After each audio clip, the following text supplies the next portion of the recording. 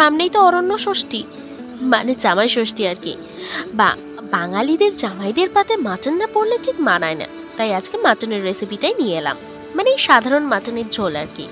তো আলুগুলোকে আমি ভেজে নিচ্ছি।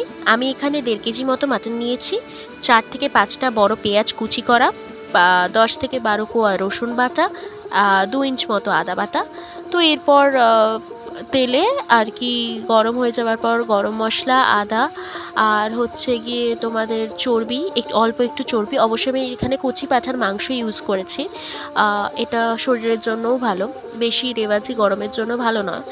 তো এরপর পেঁয়াজটাকে আমি নুন দিয়ে ভালো করে ভাজতে থাকছি টিল ব্রাউন হওয়া অবধি, মানে ক্যারামেলাইজ হয়ে যাবে। এখানে আমি চিনি ইউজ করেছি, কারণ তেলে অল্প একটু চিনি দিলে রঙটা ভালো হয়। তো আদা বাটা অল্প আমি একটু মাংস ম্যারিনেশনে দিয়েছিলাম। তো মাংস ম্যারিনেশনে সেরকম কিছুই না, সাধারণ যা যা আর কি লাগে, মানে নুন, হলুদ, লঙ্কা গুঁড়ো, আর হচ্ছে গিয়ে লেবুর রস, দই, হ্যাঁ, এইগুলো দিয়ে জাস্ট আমি ম্যারিনেট করে রেখেছিলাম 1 ঘন্টা মতো। তো তারপরে এই পেঁয়াজ টমেটো গলে যাওয়ার পর আমি মাটনটাকে আর কি, ম্যারিনেট করা মাটনটাকে বলা বাহুল্য, সেটাকে আমি অ্যাড করে দিচ্ছি। অবশ্যই রান্নাটা প্রথম যখন আমি আর কি রান্না শুরু করেছি ঠিক তখন থেকেই আমার মিডিয়াম ফ্লেমে ছিল, বাট মাটন যখন আমি দিলাম ঠিক তার 10 মিনিট অবধি আমি হাই ফ্লেমে মাটনটাকে কষছি। 10 মিনিট হয়ে যাওয়ার পরে অবশ্যই আপনারা আঁচটাকে কমিয়ে দেবেন। তেলটা নিজেদের আন্দাজ মতো, অনেকে জিরো অয়েলেও রান্না বানিয়ে থাকেন। তো তেলটা আমি এখানে 3 চামচ থেকে 3.5 চামচ মতো ইউজ করেছি।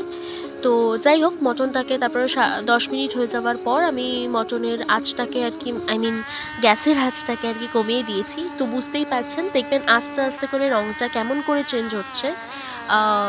তো যাতে মাটনটার ভেতরে সমস্ত নুন মশলা ঢোকে, সেই জন্য মাটন রান্না শেফ রণবীর প্রায় বলছিলেন যে ধৈর্য আর মাটন রান্না মানে দুটো সিমিলার, মানে প্রায় 3.5 ঘন্টা একটা মাটন প্রপারভাবে একটা মাটন রান্না করতে লাগে।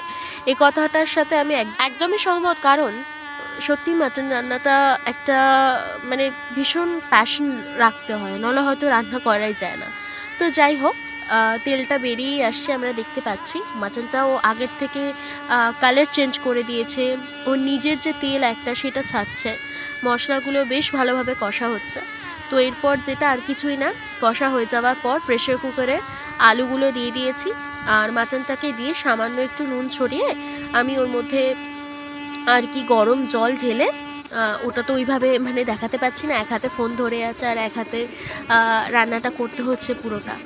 তো প্রেশার কুকারটাও ভারী ছিল, প্রায় অনেকটাই মাটন ছিল বলে।